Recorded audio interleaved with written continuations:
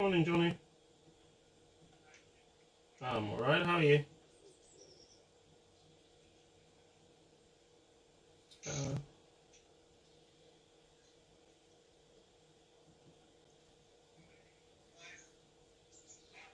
Morning.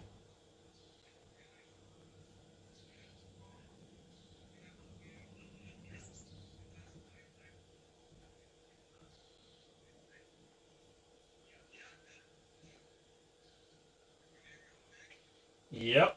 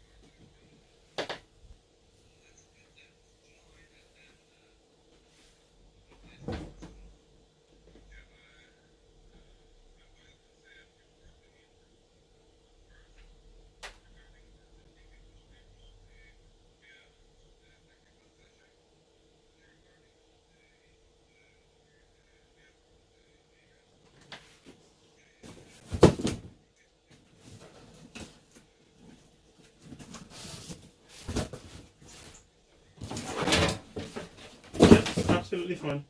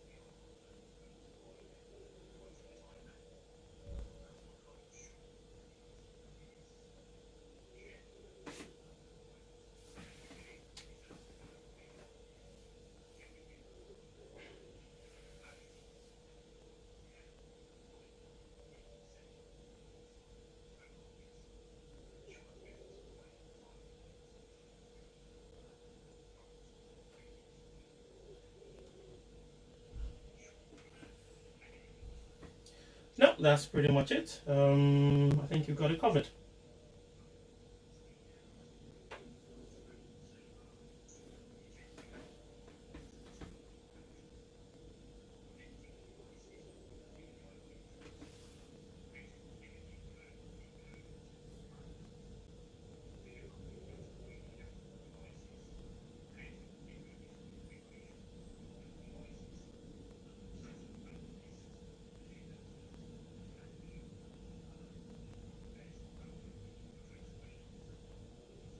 I would agree with that.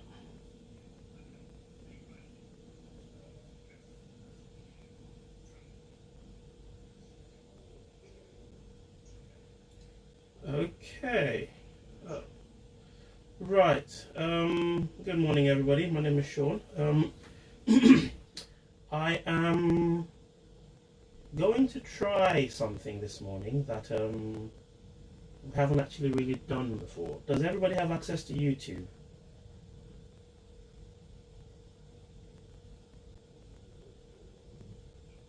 Okay. I'm going to put a link in the chat for this meeting, and that link will take you to a live stream video from my shed so that you can see the devices as they're connected and working. Please bear, because it's a live stream, it's about 10 seconds, between 7 and 10 seconds of latency, and I'll try to accommodate that. If everybody can go to that link and tell me if you can see my little shed with the Mavex devices and a couple of screens.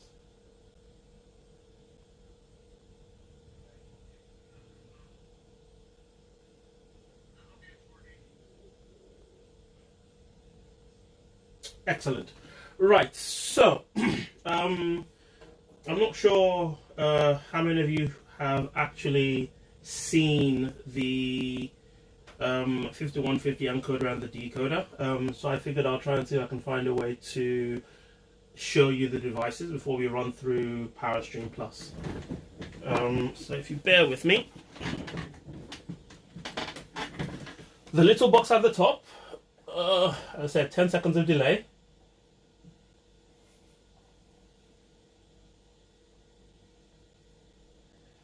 That is the decoder that you can see there. It's a smaller box. It has a RS-232 connector at the front. You can see that. And then at the back,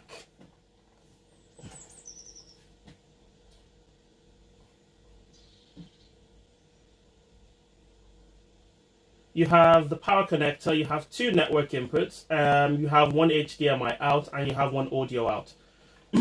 Now, it's worth noting that the two network connectors on the back of the decoders is not made for redundancy. It's made to help you extend the network so that if you have multiple devices next to each other, you don't necessarily have to run network cable from your switch to all the devices. You can run the network cable to the first decoder and loop out to the second decoder, and that basically helps reduce the number of long cables you've got to run. So that's what those two network ports are at the back. On my system, I have taken the second network port and I've connected it to the encoder to get an IP stream, an IP address into the encoder. So the bigger device, this one, that's the encoder.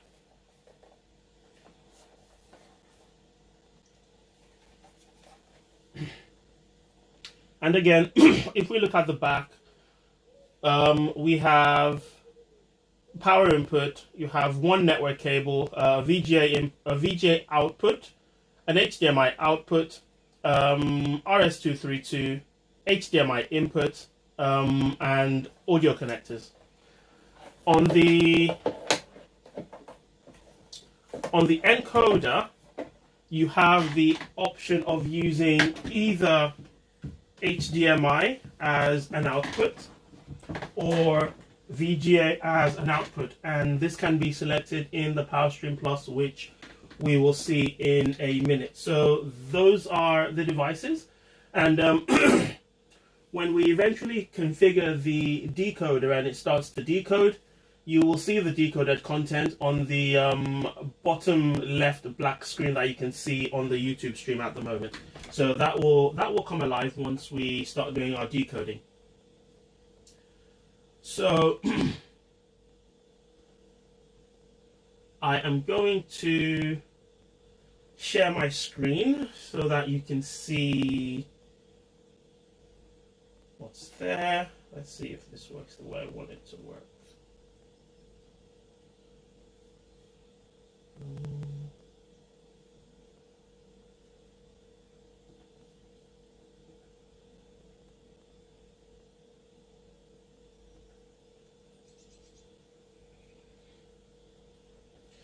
Right, so if I share this one.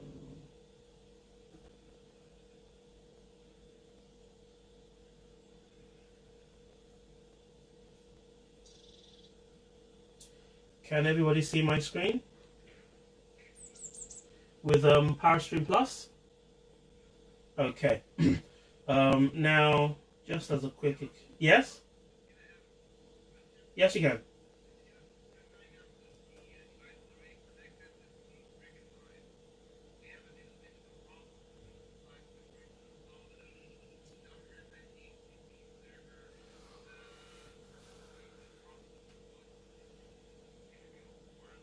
Okay. Okay. Right. I will touch on that very brief. I'll touch on that in a minute. There potentially should be a way around that. I'll touch on that in a minute. If I move this window over to that side, can you guys see the window that I've just put onto my screen? Okay, cool. So, this is the Matrox website where you download PowerStream Plus. On the Matrox website, if you go to if you go to support, drivers and software, it gives you a list of drivers here. You can select the 6150 and 5100 series, 6100 and 5100 series, and that gives you the list of firmware. Now, I would normally recommend that you download the latest one, which will be the one at the top. Your firmware and your PowerStream Plus need to be the same thing to ensure the best performance. We do leave some of the older versions on there for a number of reasons. If you have a very, very old device, for example, with a very old version of the firmware, you can't upgrade directly to the last version. You've got to go step by step. So we've left some of the older firmware versions on there so that if that is a situation, you can do a incremental firmware upgrade. In that in that situation, I'd normally say a happy medium is 201.03005. That normally allows you to update from whatever the original is to that, and then you can move from that to whatever the latest one is. So that's why we have all those options on there. There's no registration required to do the download, so once you click on the firmware update package or the PowerStream Plus package, it opens up a new window and allows you to download.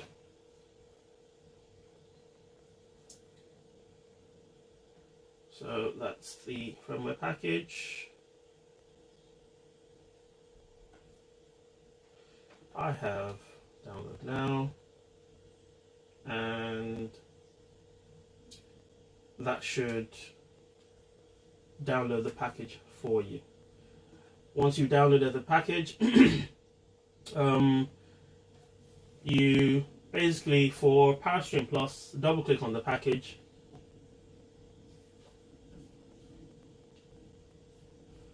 That gives you the welcome screen. Select next, and you just follow the prompts. I've already got it installed, so it won't do another install. But you basically just click on next, and that should do the installation for you. It's relatively straightforward.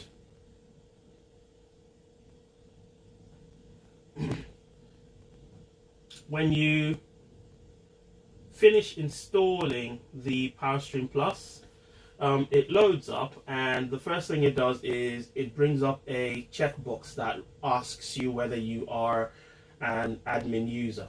Um, I would normally select a yes to that so that you can get admin privileges over the devices. And then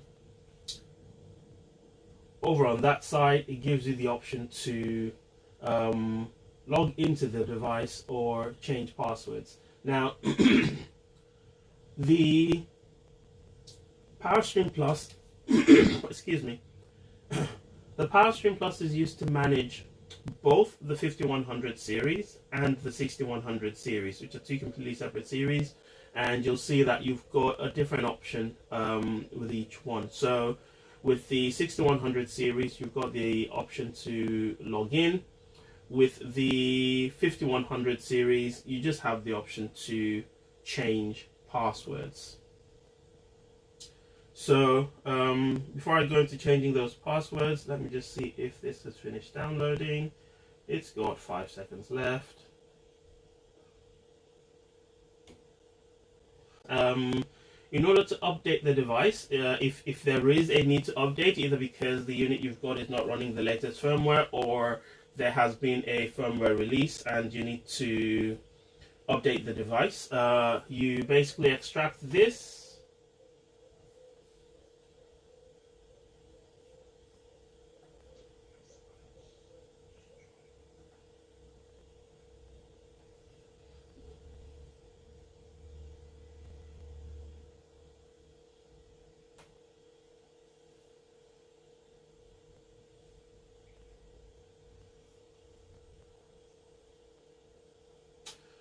Once the extraction is done, you go in there and you look for the firmware updater.exe.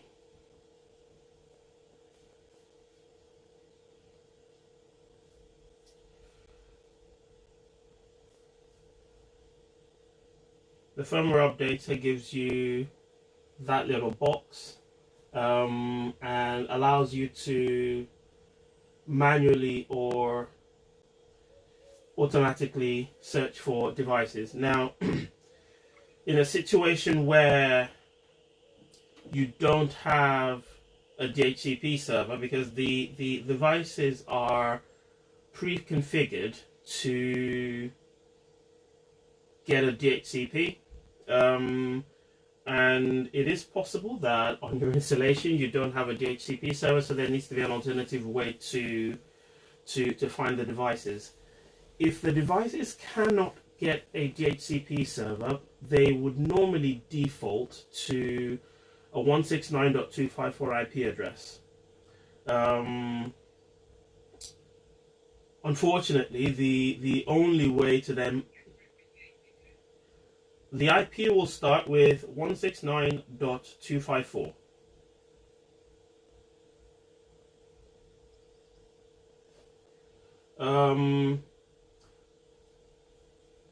With the 169.254 address, you will then have to do a IP search on the network and find the devices in that manner. Depending on how you've been set up in most situations, you would have to change the IP address of your PC to a 169.254 address to be able to search for those devices. But once the devices have been found, you can then go into them and change them to static IP addresses. It's worth noting that once you change them to a static IP address, you will lose them again from your PowerStream Plus, because you will still be on the 169.254 address. But once you go back to your normal IP address, you should be able to search for them and find them.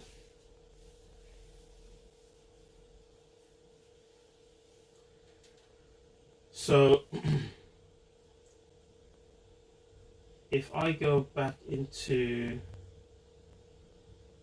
my screen here, now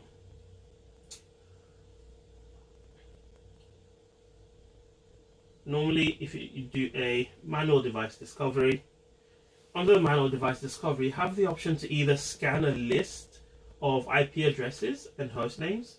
That comes in handy if you know the IP address that you're looking for, or you know the host name that you're looking for. The PowerStream Plus will normally find devices that are in the same subnet automatically. If you have a device that is not in the same subnet, the PowerStream Plus will not find it automatically, and you've got to do a manual search for it. So if you know the IP address that you're looking for, you click it into the IP address or host name, you add it to the list. You can add multiple devices to that list if you know their IP addresses, and then you click on the scan list button and it should find all those devices. The other option you have, and this is probably what you would use if you were trying to find devices in the 169.254 address, because you don't know what IP address they've actually taken on.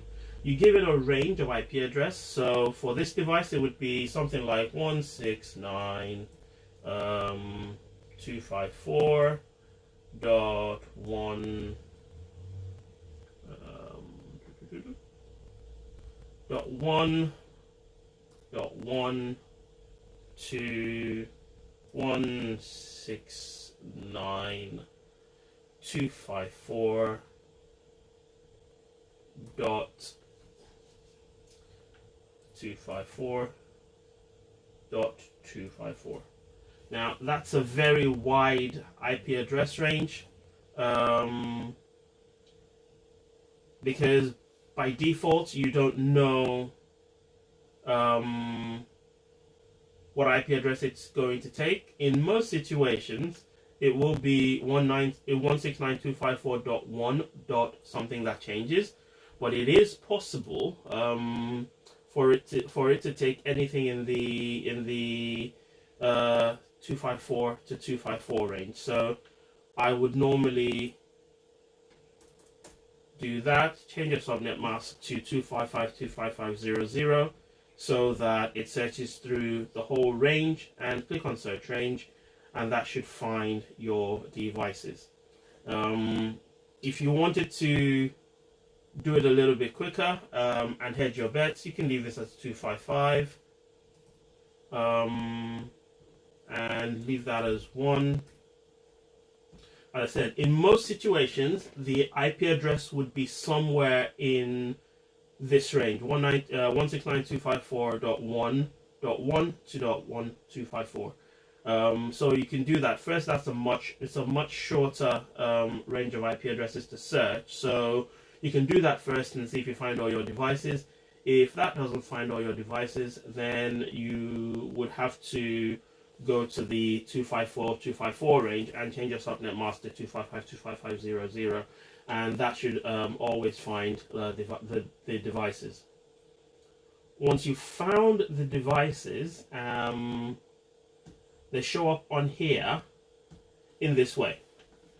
The red borders tell you that you've got the devices found, but you don't have any permission to them.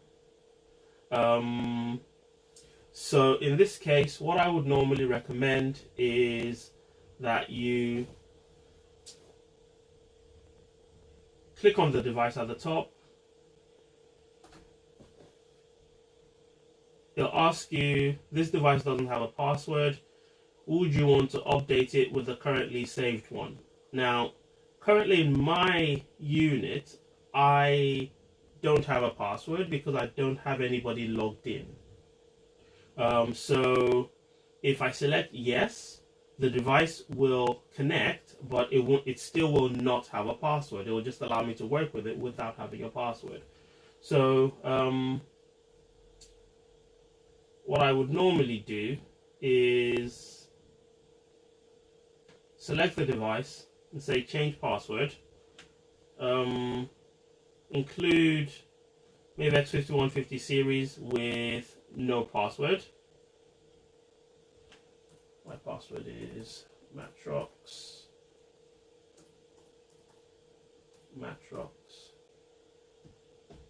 Now, because it's got no password, that's not going to work. So I would need to connect it. So that gives me permission. If I say yes, I've now got permission for that. That should go away in a second, like that. Go to the second device.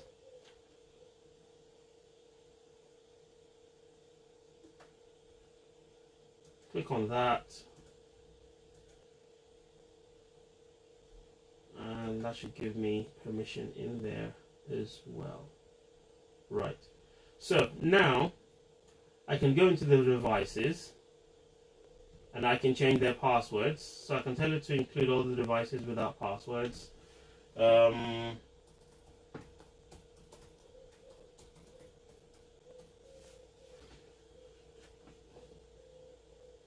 Oh, sorry, bear with me.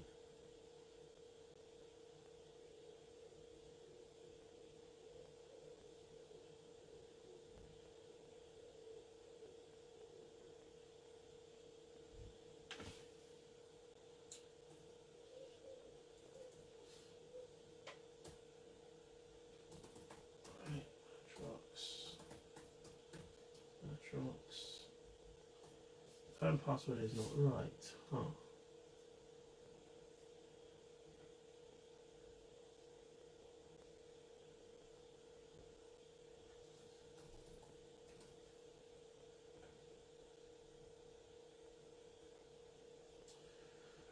This is.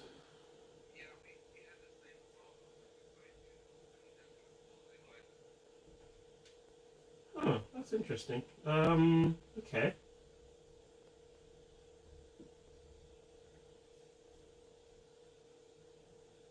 So what password has it taken?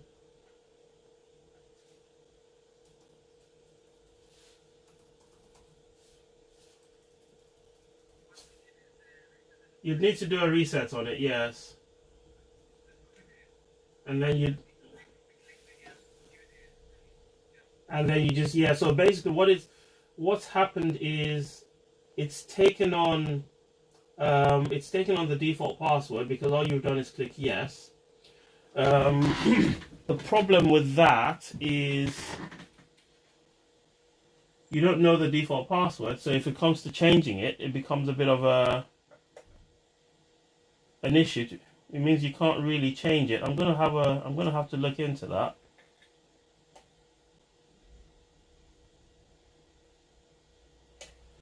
Because what will happen is if you click yes like that, it means that it's gonna take on your units, your default password. Now at the moment, I don't have a default password on here. So effectively it means that it takes on a password that I don't know. And it will work, it just means that I can't now change the password, which is not the way it should be. So I will have a look into that.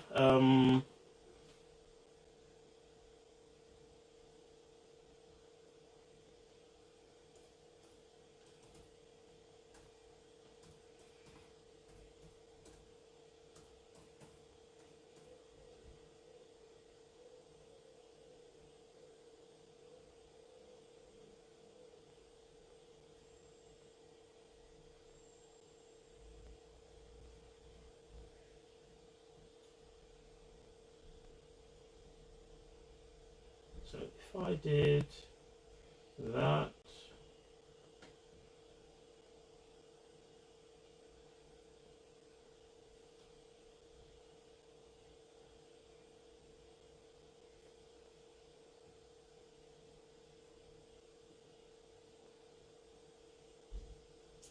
so now I'll be able to control it, but I still think I'm not going to be able to change the passwords.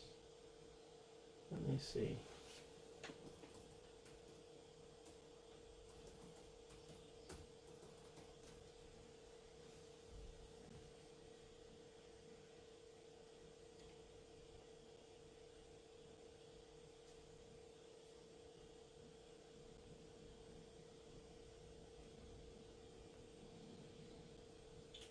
Okay.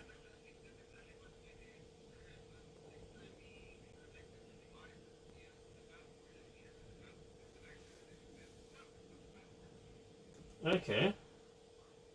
So if I did this, you're saying it'll also ask for a password. Shouldn't.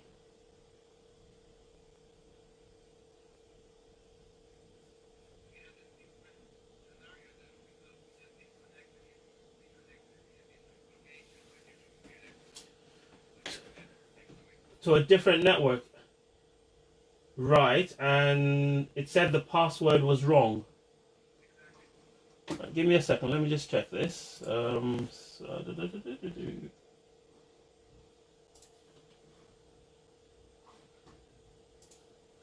got a different machine here, so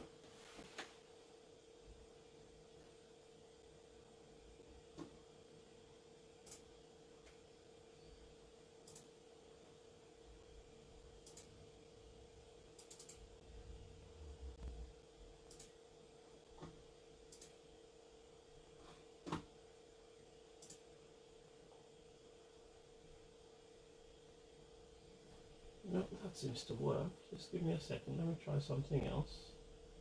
I'll change this password again, and if I go to let's see, current password is matrox, enter password, matrox1, matrox1. Now, what should happen is I should lose, I should lose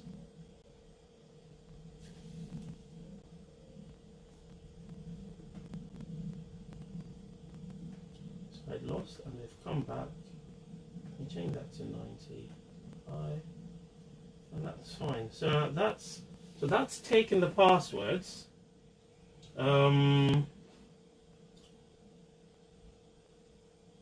So I can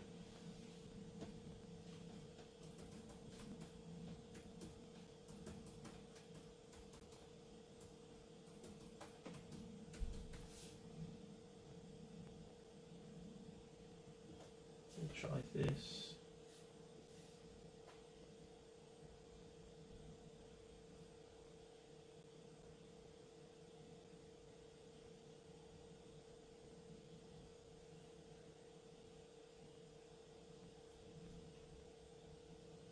So this is allowing, so I can basically what I've done differently is I've logged into my PowerStream Plus,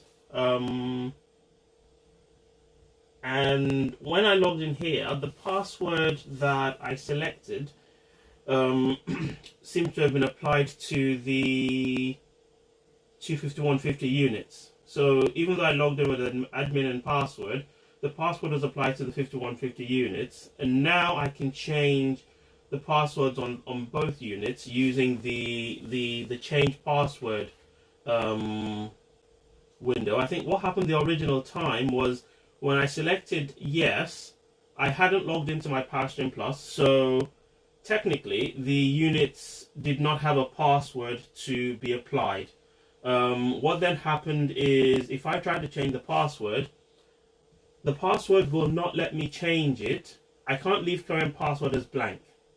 And if I put a password in there, it's not the current password for the devices. Now, for some reason, even though I ticked the include devices with no password, because I had clicked yes, the software assumed that the units had a password and there was no way to figure out what the password was.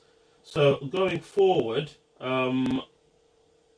the recommendation would be to log into the device using the login button before you select yes. Log into the device and then select yes, and that password that you've logged in with will be applied to the 5150 units.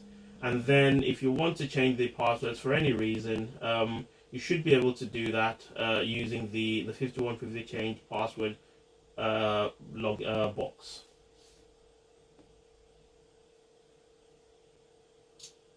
So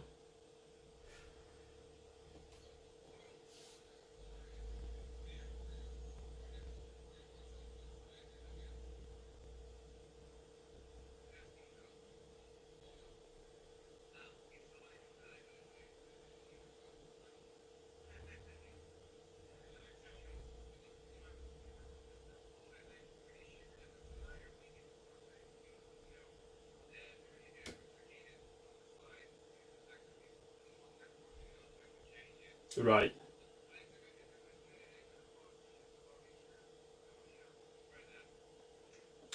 Okay.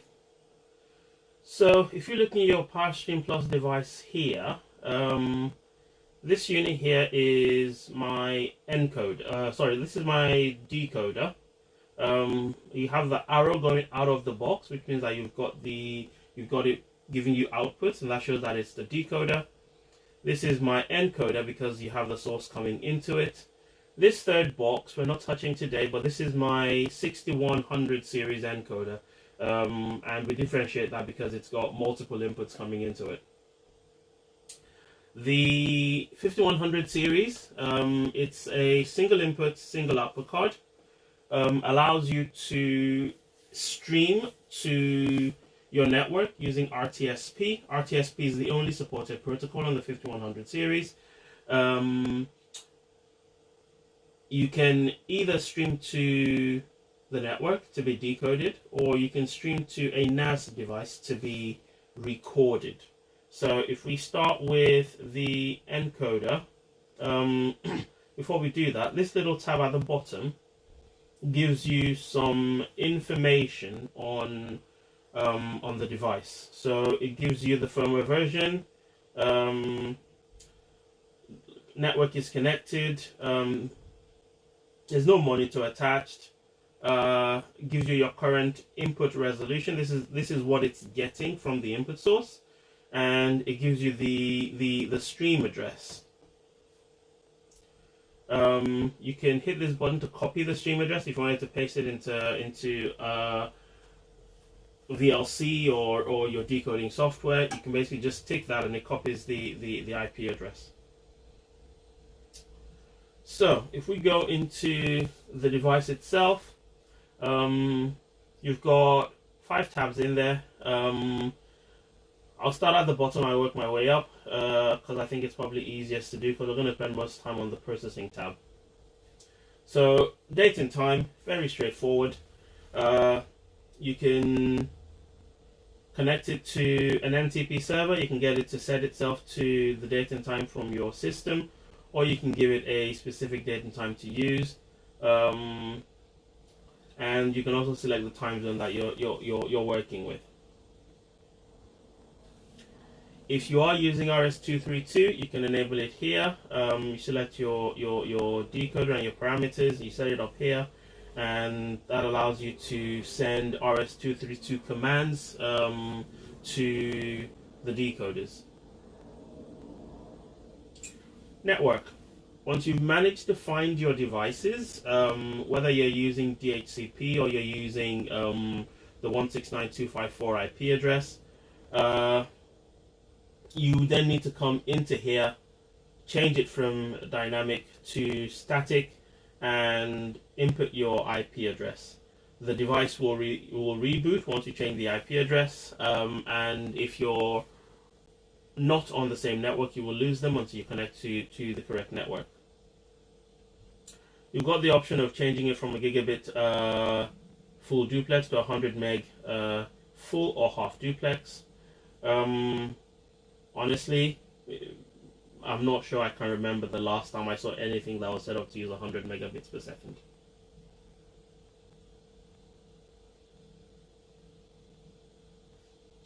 Now, if you make any changes, please remember to click apply before you leave the screen. Otherwise, you lose the changes you've made and you've got to go back and make your changes again. Now, local output. This is referring to, on the back of the encoder, I showed you that you had a HDMI output or a VGA output, and you have the option of using either or both of them. So here you can select no output, HDMI output, VGA output, or both of them. Now, at the top there, you've got the option of using pass-through or confidence preview.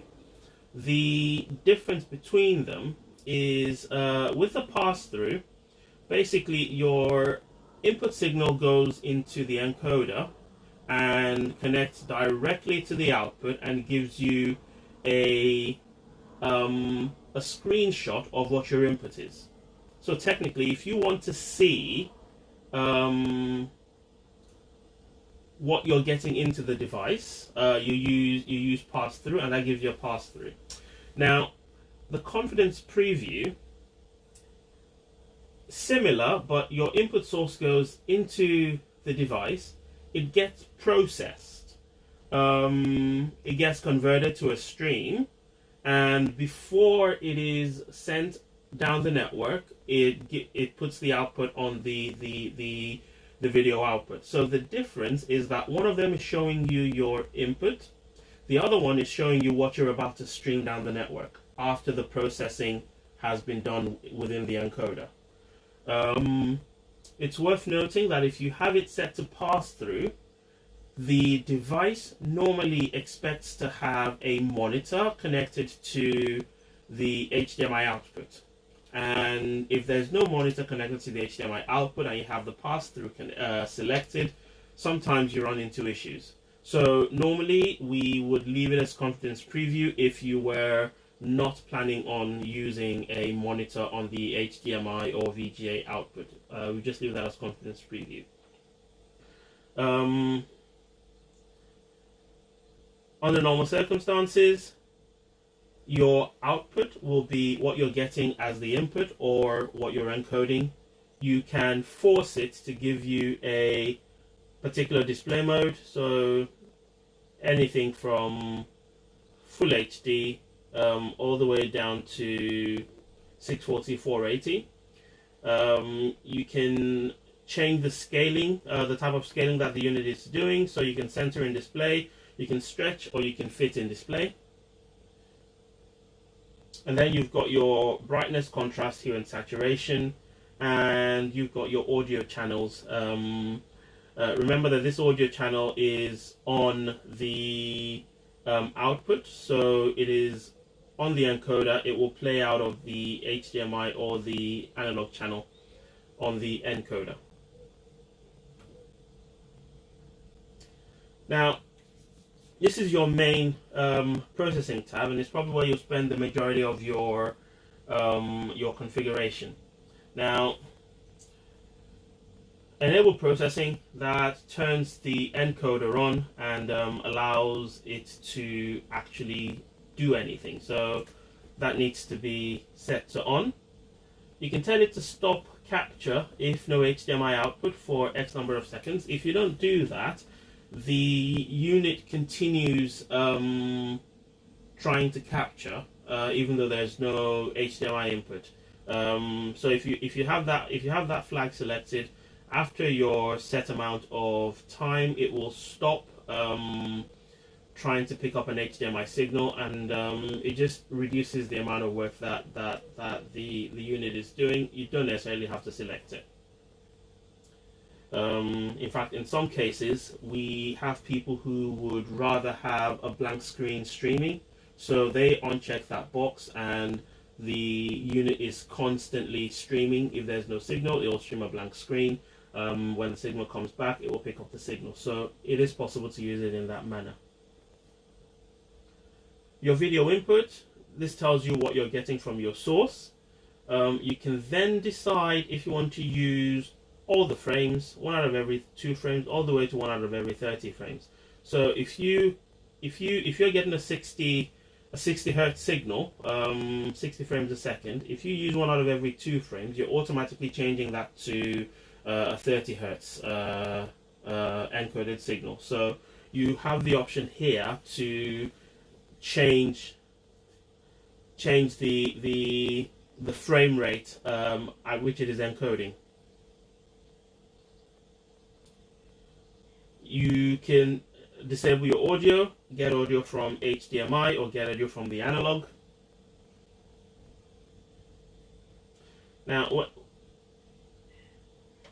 when it comes to encoding, the unit will automatically encode in the resolution that it's getting as the input. If you want to change that, you can tell it to use a specific video size, and you can then change the video size to whatever you want to encode if you don't want it to encode in the default that it's getting from the source.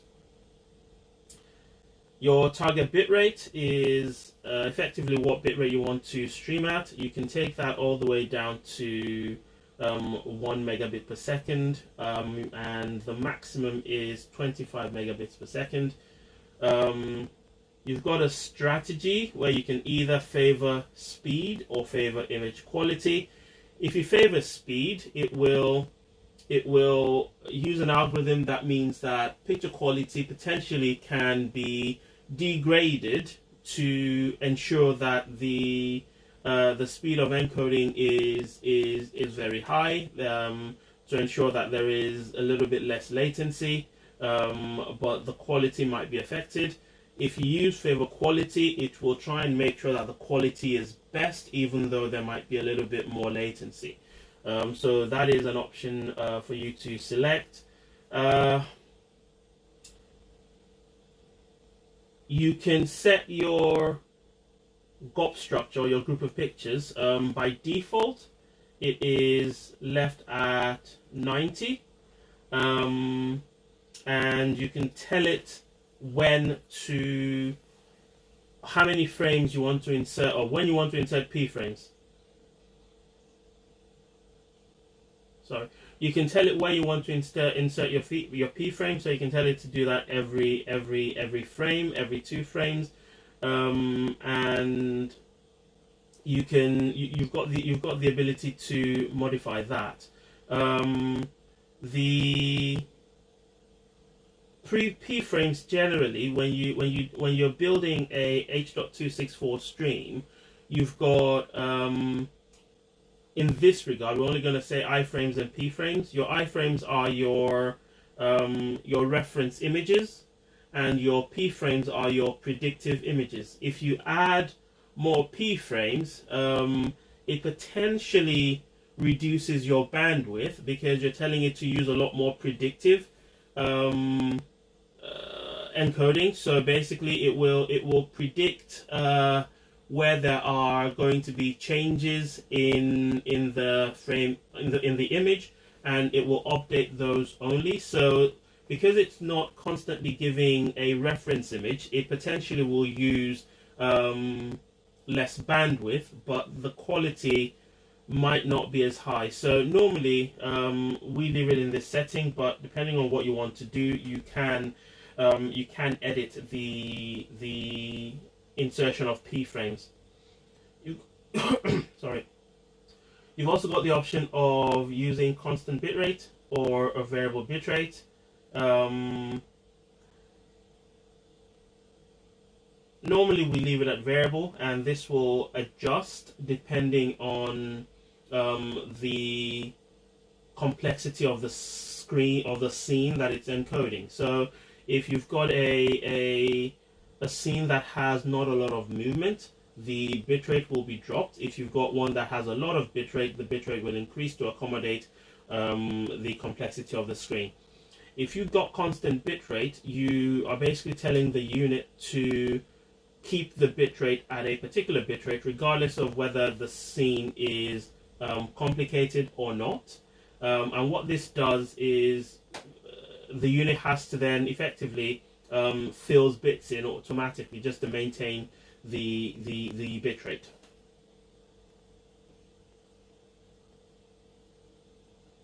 You've also got the option of setting your audio bitrate, so you've got anything from 96 to 256 kilobits per second for audio. And as I said earlier, the unit can either stream to the network or record. You can't do both at the same time. You've only got the option to do one. So you've got to select what you want to do. Now, if you select stream to network, you have your IP address there, and that's the default port. Some devices, not all devices, request your RTSP stream to have a stream name or a suffix, and that's what the folder is. So if I was to put a folder in and say test, the RTSP stream would be IP address port / the folder name, and that's basically a stream name. Some devices require that, and will not work if you don't have a stream name. So if you're using one of those devices, you've got to put a stream name in the folder in the folder box. If you're using one that doesn't care, then you can leave that empty.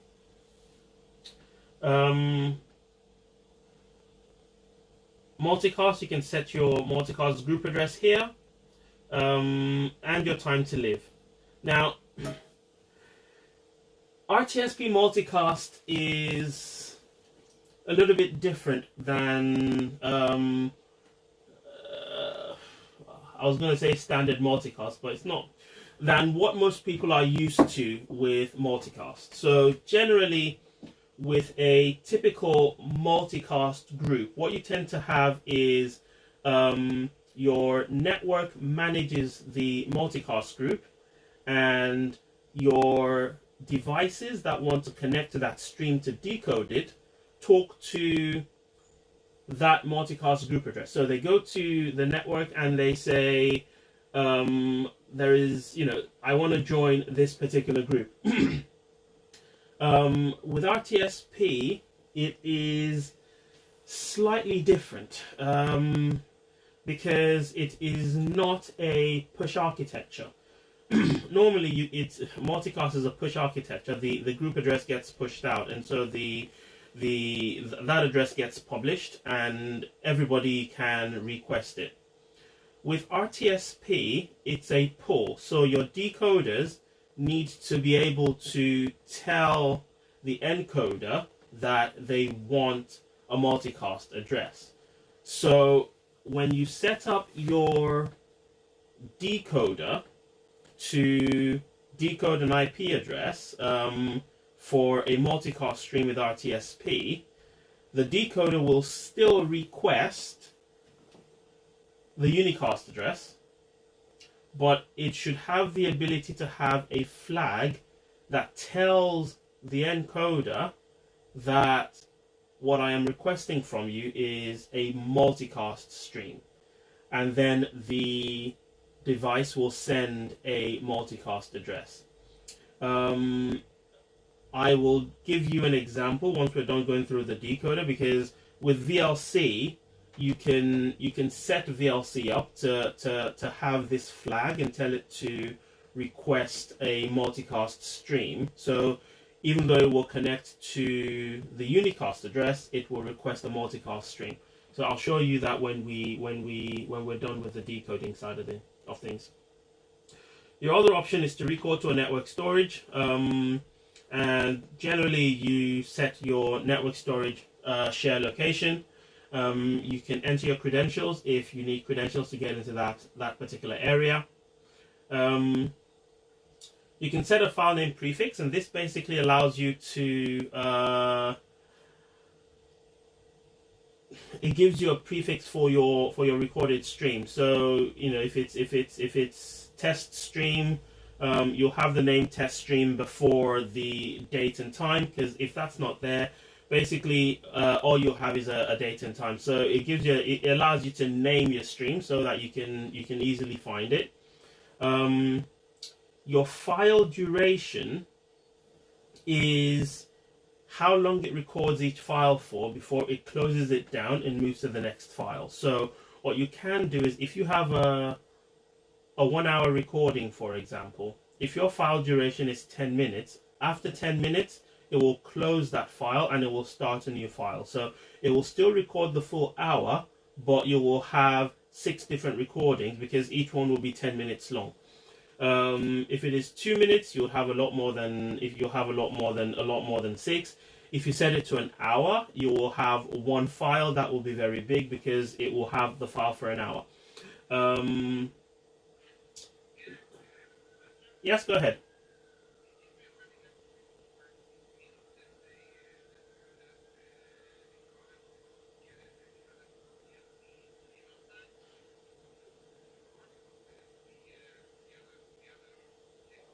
Yes, because the unit can only stream to the network or record.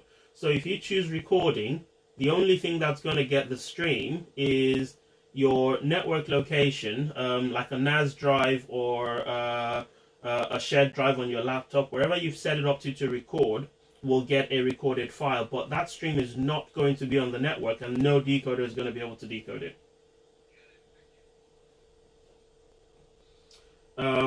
You can schedule a recording and basically just set a start time and the total duration of your recording.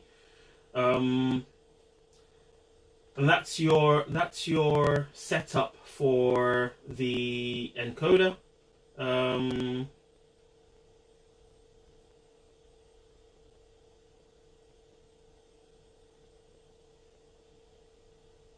Just give me a second. So if I apply that, so that is now ready to encode. So what you'll see is that there is no specific multicast setting in here.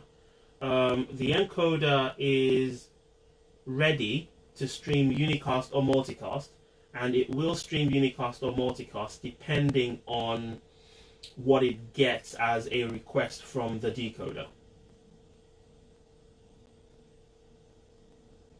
So in your decoder setting, again, I'm going to go from bottom to top. Failsafe. Now, you can disable failsafe or you can enable failsafe. What failsafe is it's a feature that basically stops the decoder from showing a blank screen.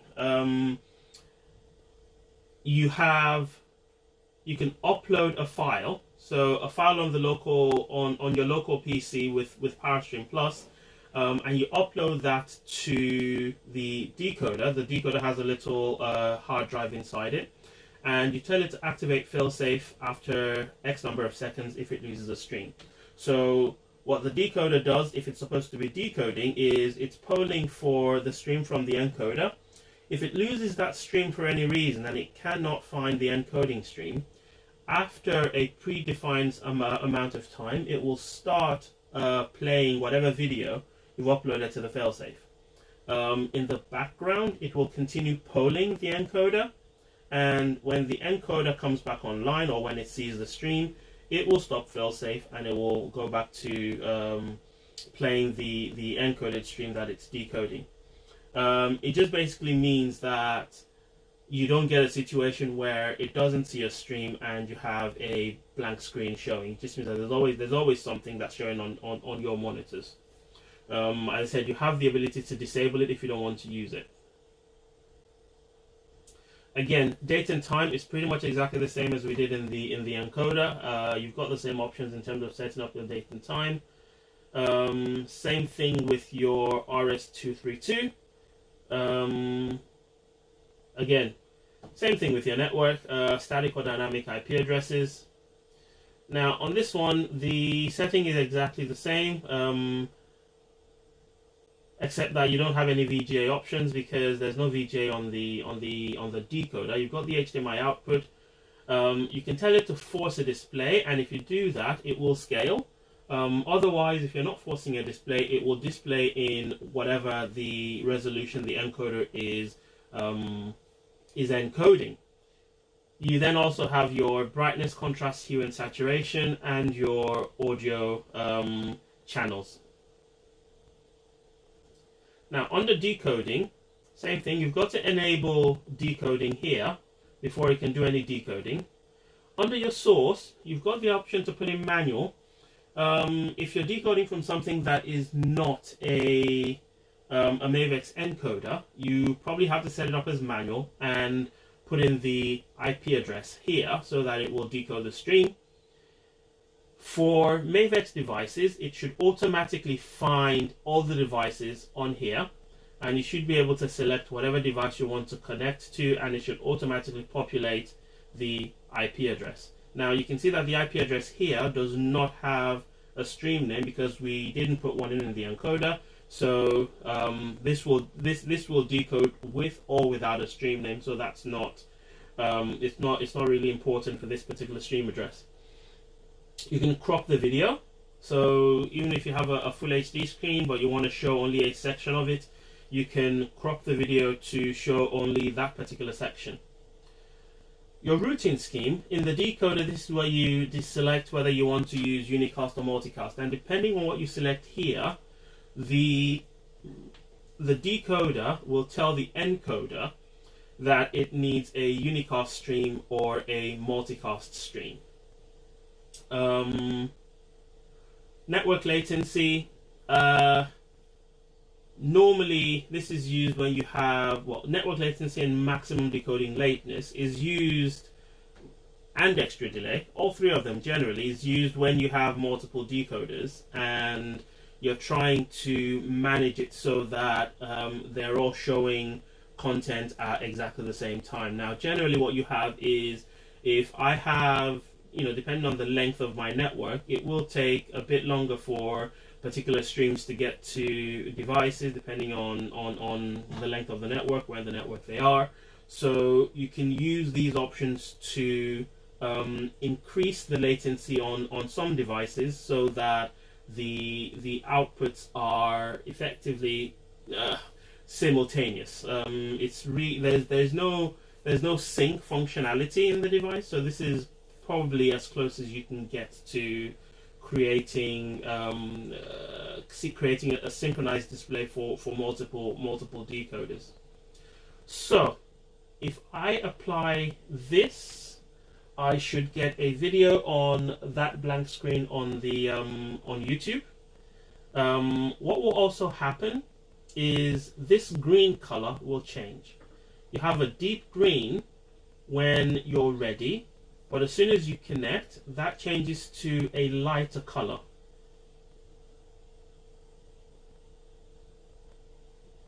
So that changes to a lighter green, tells you that it's decoding, and I've got a screen up on my YouTube that will come up in now. So that's your unit decoding. What I will also do is interesting. I don't have. Okay, just bear with me. I don't have VLC on here.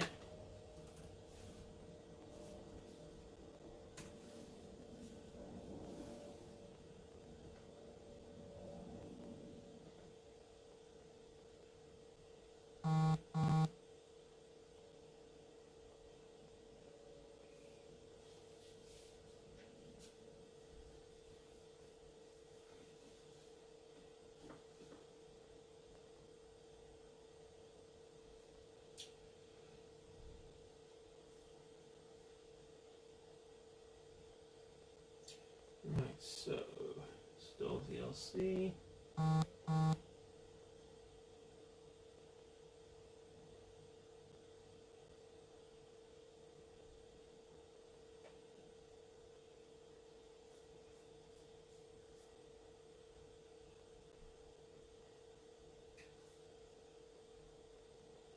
So if I now go back out here, you can see that on the decoder, on the information for the decoder, it tells you the monitor that it's connected to. It tells you that it's decoding from that stream. The average bitrate is 5 megabits per second.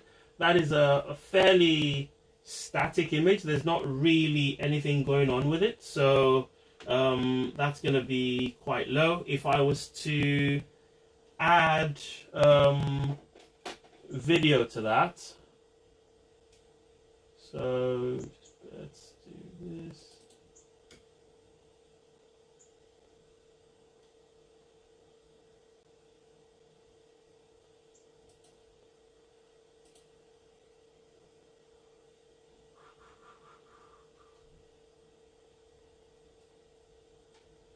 Just bear with.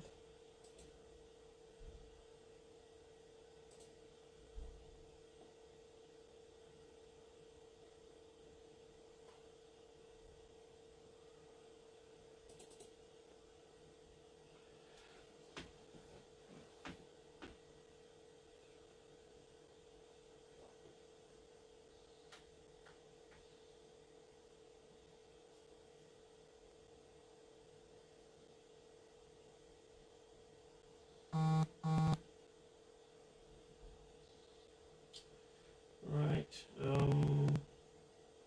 So you can, the bitrate on this has gone up. The average bitrate is slightly increasing because that's taken an average. And on the decoder you can see that the average bitrate has gone up to 6, and that number is going to continue increasing because the total bitrate has increased because I've added a video to it, so now that's gone up to 7. And that just manages what the average bitrate is, gives you an information as to what's going on. So now run my VLC.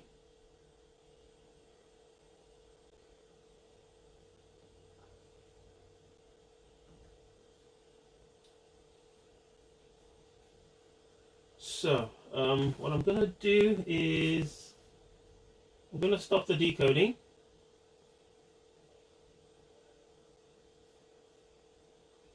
So now this is a waiting connection. There's nothing connected to it at the moment. It's just a waiting connection. I'm going to add a suffix to this so that it's test, apply. And then in my VLC,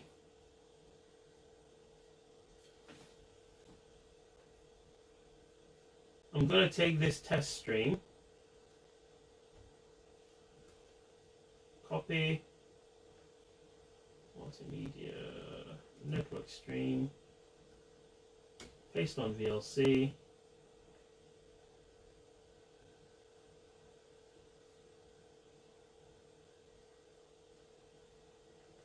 and that is VLC playing the stream. Now,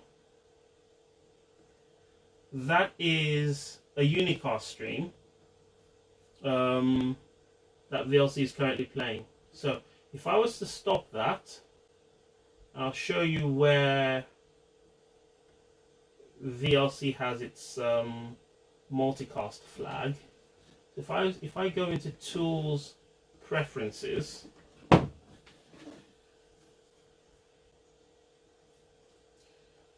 go into All, and I think it's under demuxes.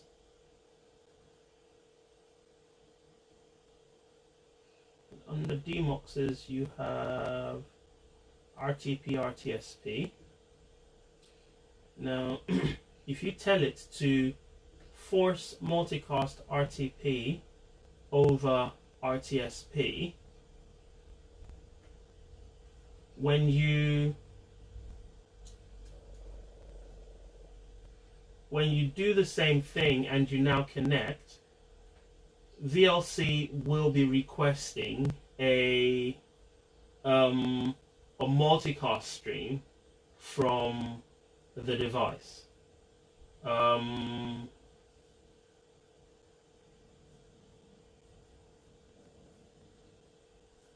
Just bear with me before I do that. If I was to start this, tell this to use UDP unicast.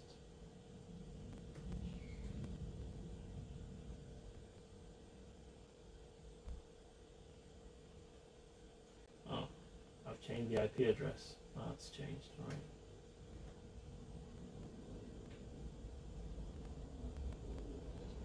So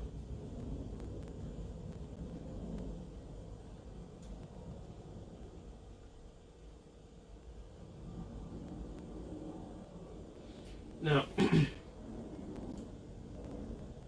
what's going on here is VLC is struggling to connect because I've told VLC that VLC needs to request a multicast stream, but I have told the decoder to request a unicast stream, and the decoder has connected before VLC. The encoder is only capable of one type of stream at a time. So because we are looking at that, it is struggling, and you'll find that it will struggle quite badly to get that stream. If I was to get this to do multicast, or not get this to do anything at all, so that VLC connects first,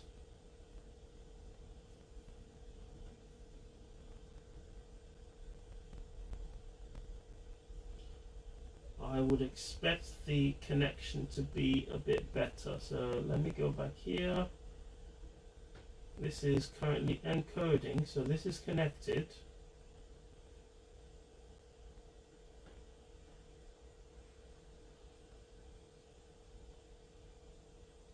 Come on, VLC.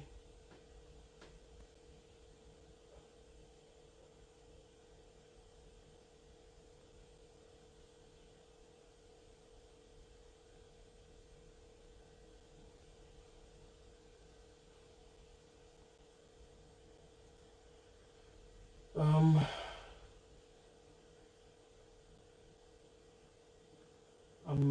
I think the only way you'd be able to check what sort of stream you're getting would be with network tools. But basically, VLC at the moment would be requesting a multicast stream.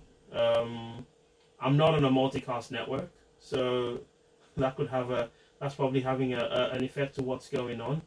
If I was to go back here and change my preferences back to unicast and take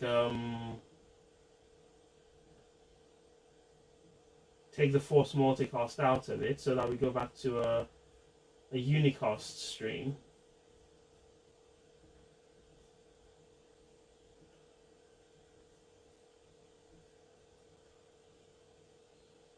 That's a much easier connection. Yes, I do not have a multicast network, so that's gonna struggle quite a bit. Well, yeah, that is pretty much your configuration for the encoder and the decoder. The other thing worth noting is these filter states at the corner. It basically shows you the status of the units. They're green, they're all active. They can be unresponsive, error detected, lost, or undetected. Normally the detected button only comes up halfway through when it originally finds the device.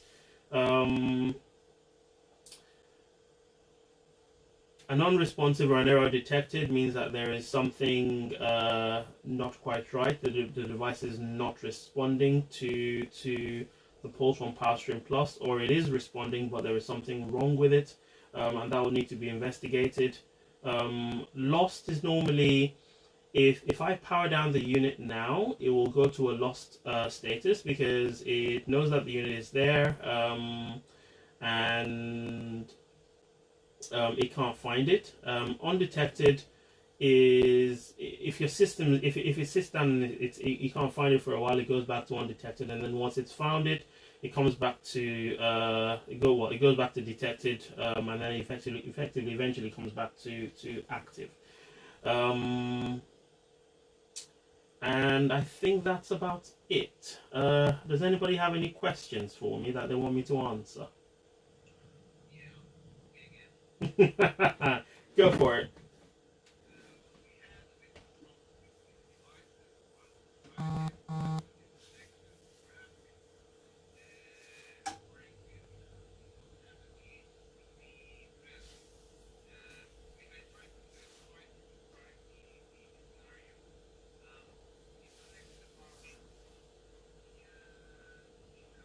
Okay.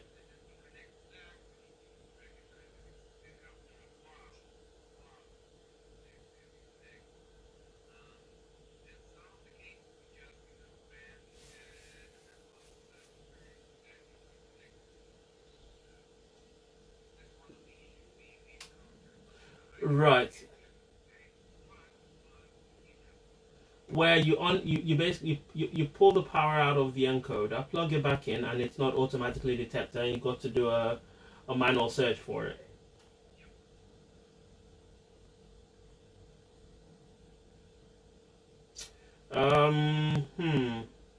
That shouldn't be the case. It should automatically detect because it's on the same if it's on the same subnet. I will run that test here and try and reproduce that, and I'll pass it on to HQ and pass that as something that they need to have a look at.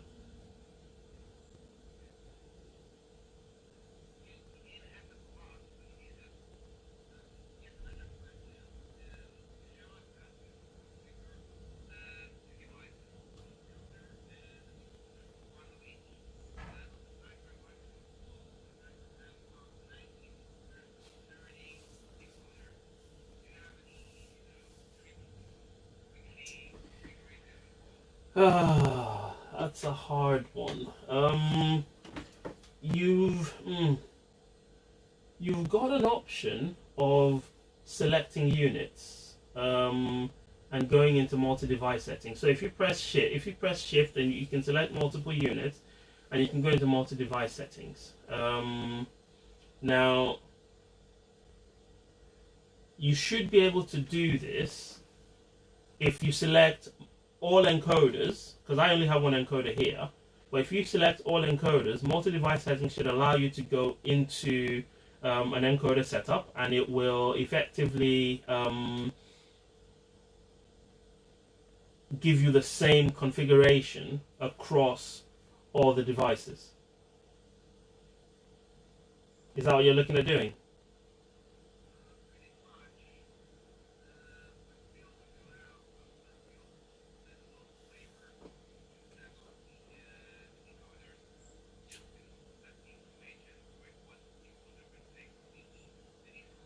Yeah, because when it comes to encoder settings, you can do that. That's easy because you're setting up different encoders. If you do a multi-decoder setting, you can do that for basic settings, but because it's multi decoders, I'm not sure how you would get each decoder to look at a particular encoder without doing it one by one.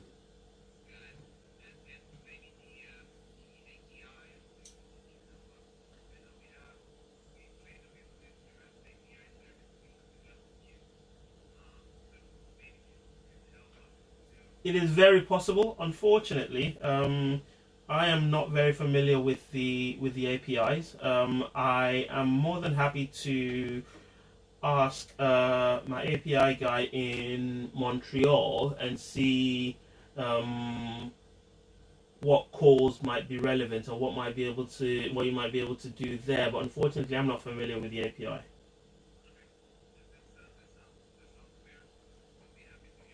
All right, not a problem. I will definitely check that for you. Cool. Any other questions, guys? If there's no more questions, Johnny, back to you.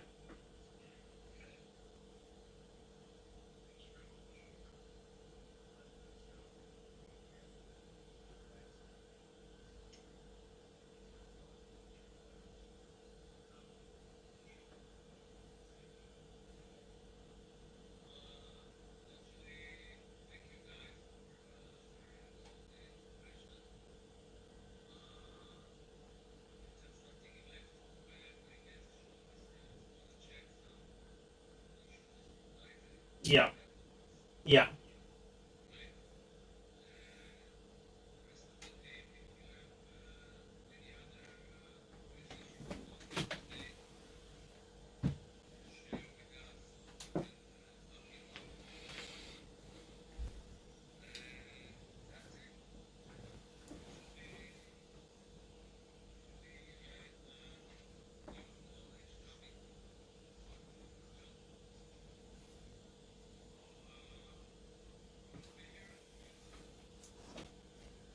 brilliant.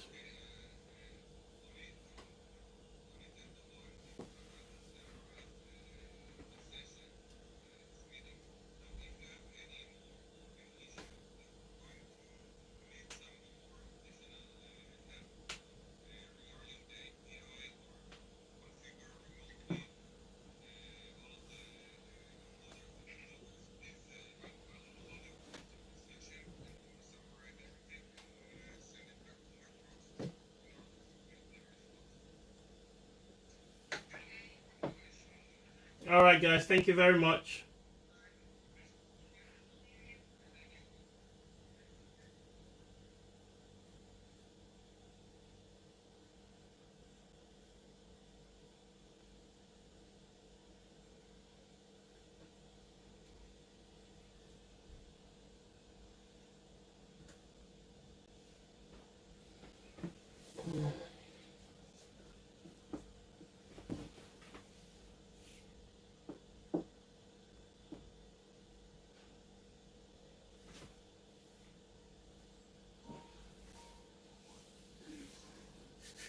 Hey, dude. How'd that go?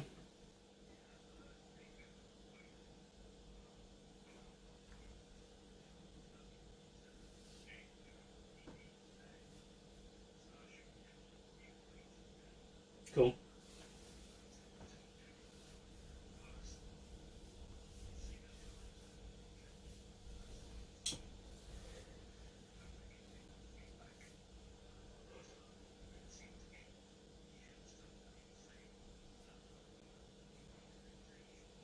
Yeah, you know what? Strangely enough, what he's talking about powering and powering down and it not coming back. That's I've seen that quite a few times. I don't know why it does it. I've already spoken to HQ about it. It just seems like sometimes it doesn't re-poll, and then but if you search for it, it comes back up. Um, so I don't know. I'll flag it up with them again and see see what they say. And the batch commands, it's yeah, it's only there might be something in the API, but you know, it's interesting in that if I connect multiple units together, I can say, right, I want to change the resolution that you give on the output, because that's a global command. It's difficult to say, I want you to see encoder 1, I want you to see encoder 2. Those are specific commands, so it becomes quite difficult to issue specific commands with batch, you know, with a batch command. So I don't know. There might be something in the API that can help them with it, but I'll speak to Lucas and see what he thinks.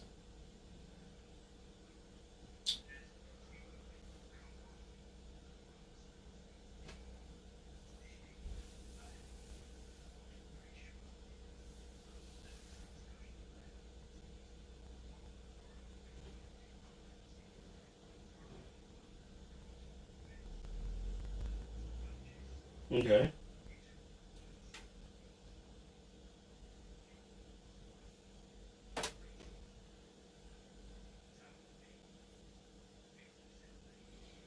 Yeah, those things, though, because we had that before with one of those. Um, yeah,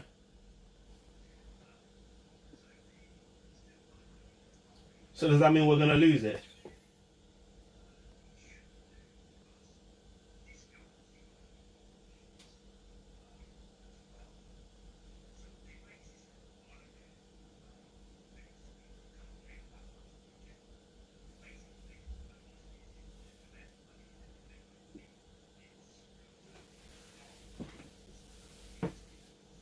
Right.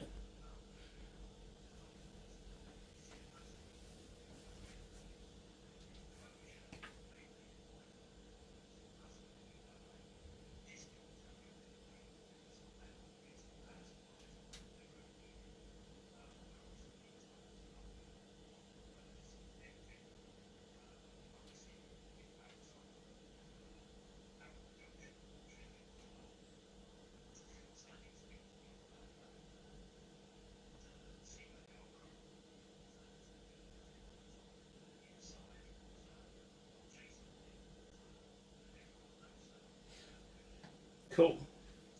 Yeah, I wasn't sure about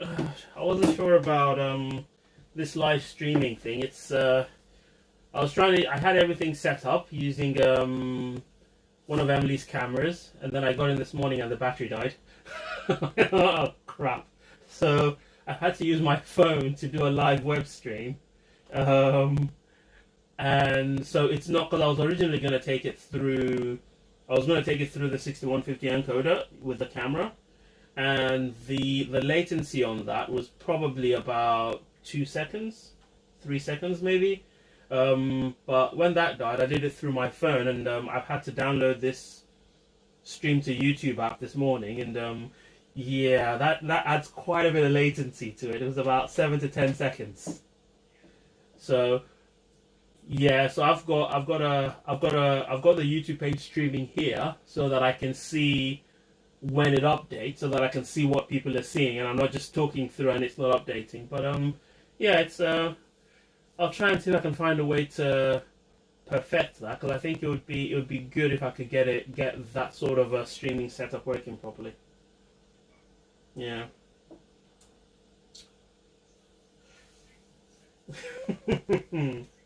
Yep.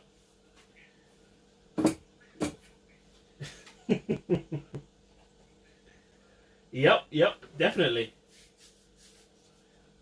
Cool. Alrighty. Talk to you later, mate. Bye.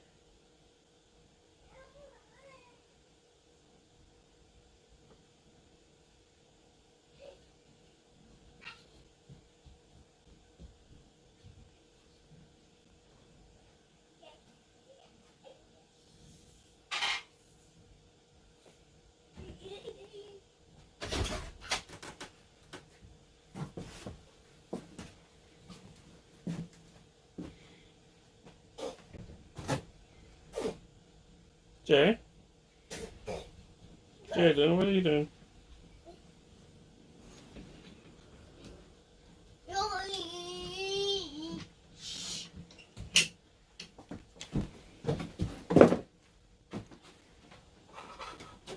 No, no.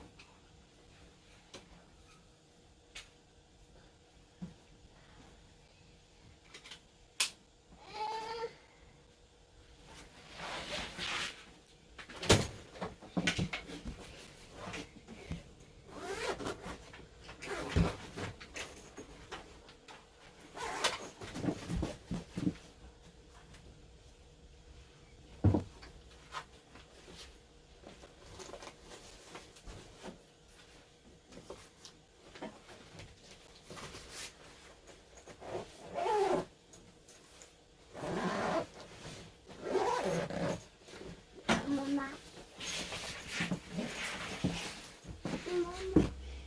Mama. Mama. Mama. Mama. Mama.